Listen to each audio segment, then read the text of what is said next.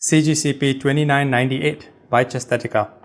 White has a queen, rook, knight and pawn. Black has a pair of bishops. But the bishop on g3 is just sitting there. It seems like the thing for white to do would be to capture this bishop, right? With a discovered check no less. Followed by king to e5, queen to f3, bishop to f5, guarding the e4 square.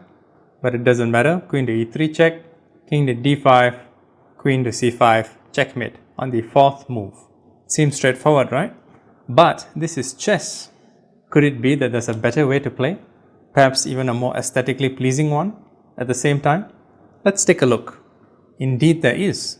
Forget about the bishop on g3. Just play queen to h8 all the way from the bottom rank to the top. Now the threat here, for example, if bishop to g4 is knight to c3 checkmate. So black has to prevent that. Let's say for example he tries bishop to f2 check.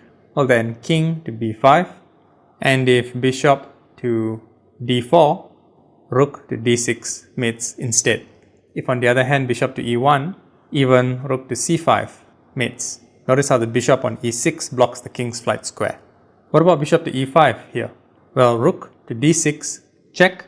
The bishop has to capture the rook, which allows knight to c3 mate. And now both bishops block potential flight squares for the king. Not bad, huh? What about bishop to c7 check?